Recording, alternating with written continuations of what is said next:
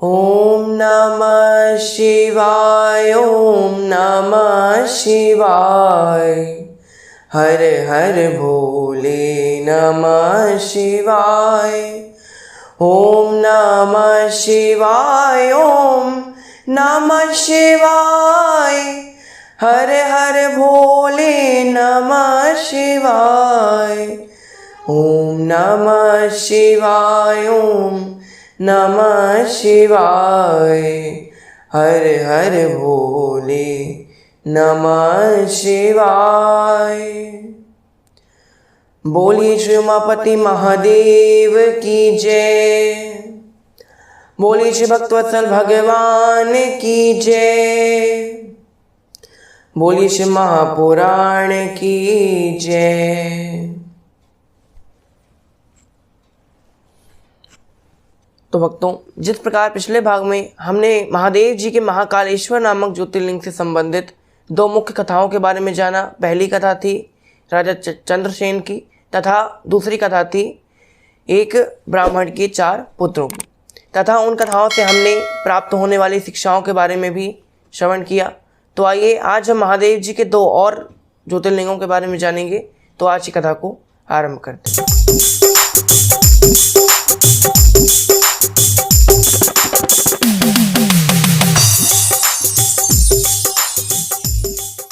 आज हम महादेव जी के ओंकारेश्वर नामक ज्योतिर्लिंग के बारे में जानेंगे।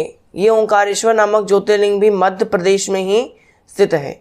मांधाता नामक नगरी में मध्य प्रदेश की, वहाँ पर ये शिवलिंग भगवान श्री शिव के प्रतीक के रूप में चौथा ज्योतिर्लिंग जिसको माना जाता है वहाँ पर स्थित बताया गया है। कुछ लोग कहते हैं ये मध्य प्रदेश की शिवपुरी नामक नगरी में भी स्थित है।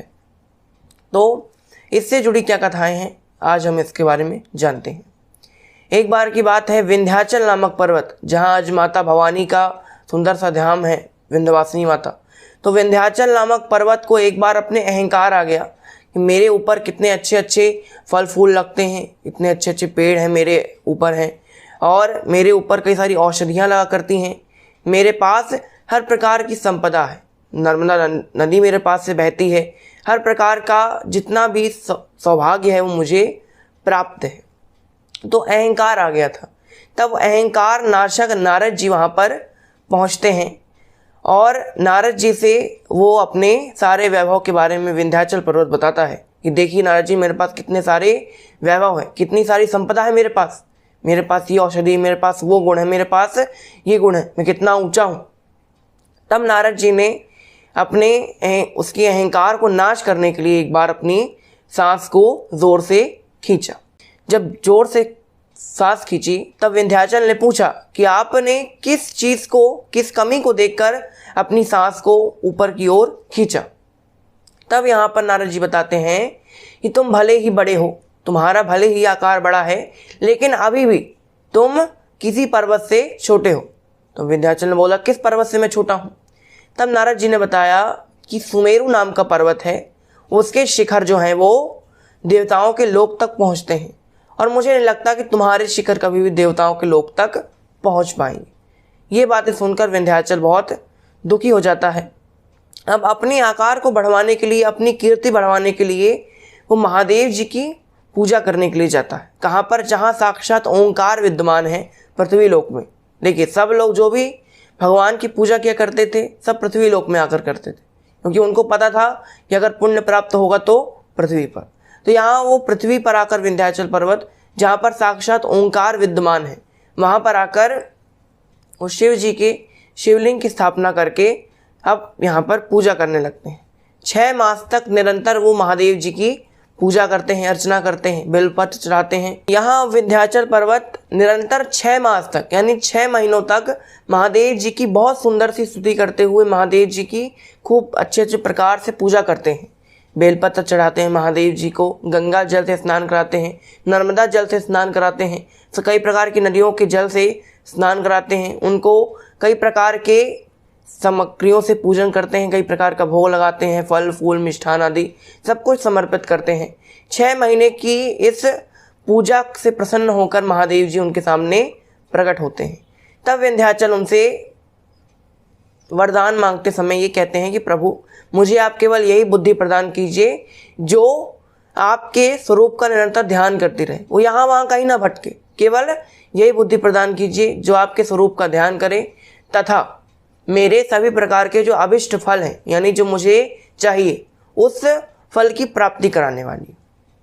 तब महादेव जी उसकी इस प्रकार के वरदान को सुनकर प्रसन्न हो जाते हैं और वहाँ पर सभी देवता भी महादेव जी की स्तुति करने के लिए पहुँचते हैं। तब ऋषि गणों की विनती पर महादेव जी उस शिवलिंग पर अपने जो शिवलिंग बनाया हुआ था विंध्याचल पर्वत ने, उसके दो भाग कर देते हैं। एक शिवलिंग ओंकारेश्वर नाम से प्रसिद्ध होता है, एक शिवलिंग अमलेश्वर नाम से प्रसिद्ध हो जाता है। ये दोनों शिवलिंग में महादेव जी का वास माना जाता है। विंध्याचल ने भी महादेव जी से यही वरदान मांगा कि महादेव जी अगर आपको कोई और वरदान देना हो मुझे, तो इस शिवलिंग में जो मैंने बनाया है उसमें स्थापित हो जाइए।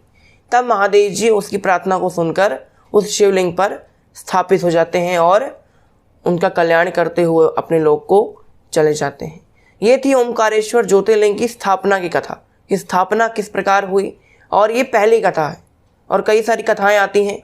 एक कथा आती है कि सूर्यवंशी सम्राट, सूर्यवंश इक्ष्वाकु वंश के एक राजा थे मांधाता।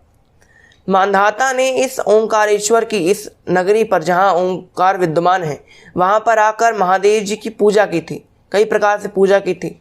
तब महादेव जी ने उनको वरदान मांगने के लिए कहा। तब मांधाता ने उनसे कहा कि आप इस शिवलिंग पर आकर साक्षात प्रतिष्ठित हो जाइए और इसको ज्योतिर्लिंग होने का आशीर्वाद प्रदान कीजिए।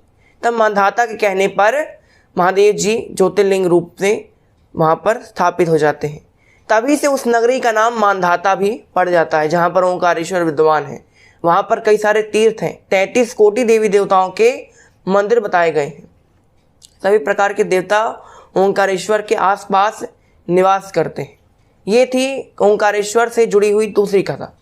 तीसरी कथा आती है कि एक बार देवासुर संग्राम हुआ, यानी देवताओं और दानवों के बीच में घमासान युद्ध होता है।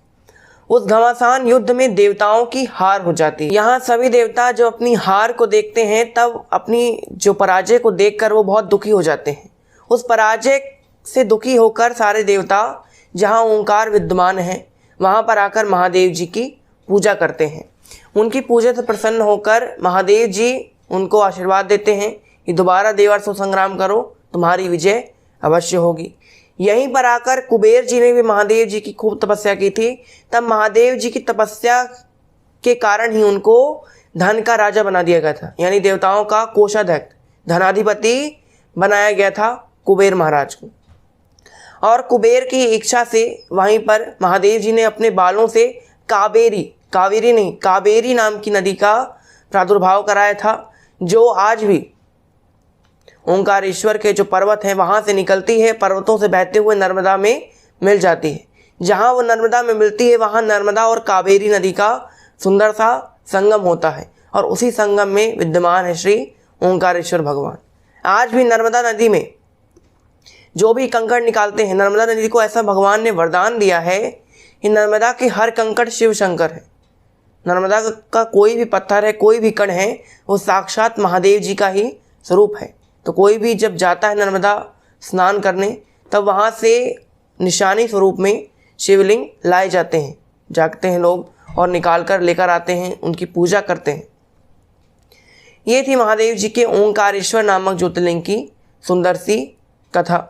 आइए अब हम महादेव जी की स्तुति करते हैं। कावेरी कानर मदयो पवित्रे समागमे सज्जना तारणाय सदैव मान्धात्रपुरे वसन्तम् ओंकारमीशं शिवमेकमीढे ओंकारमीशं शिवमेकमीढे ओंकारमीशं शिवमेकमीढे।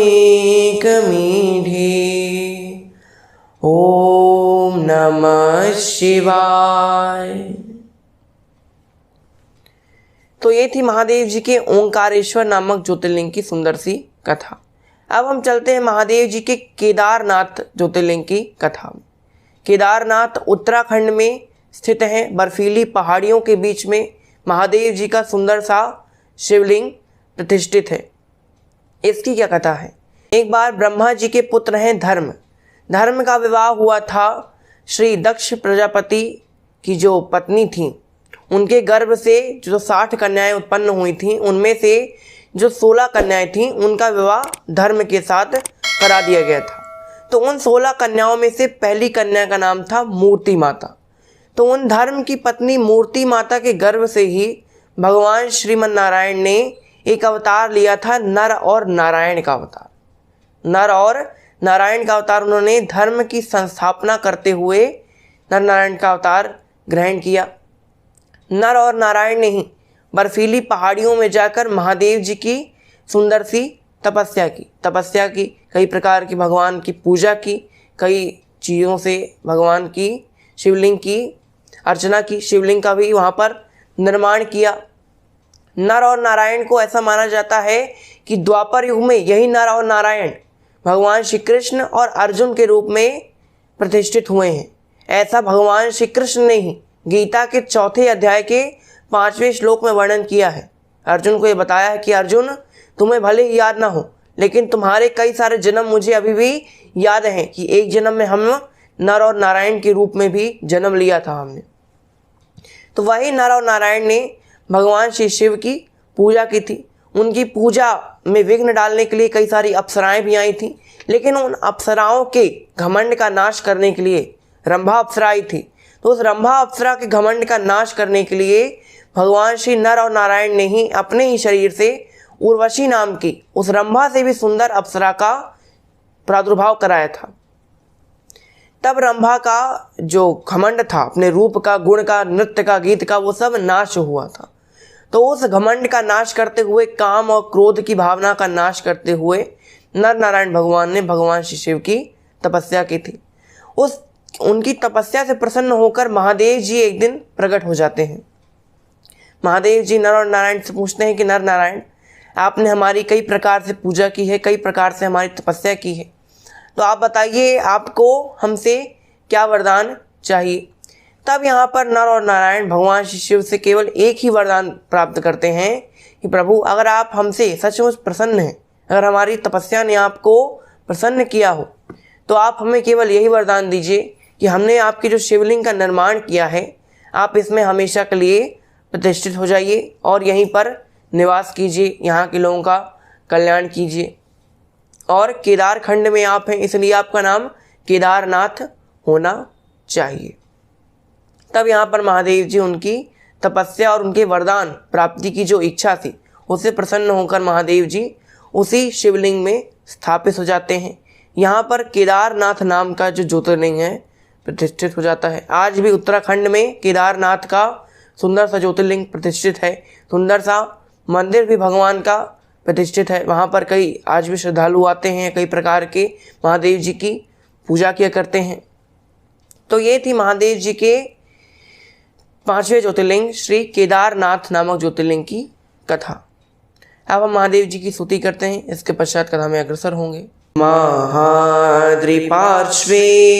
च तटे रमन्तं सम्पूज्यमानं सततं मुनीन्द्रे सुरार्ययक्ष महोरागढय केदारमीशं शिवमेकमीडे केदारमीशं शिवमेकमीडे केदारमीशं शिवमेकमीडे।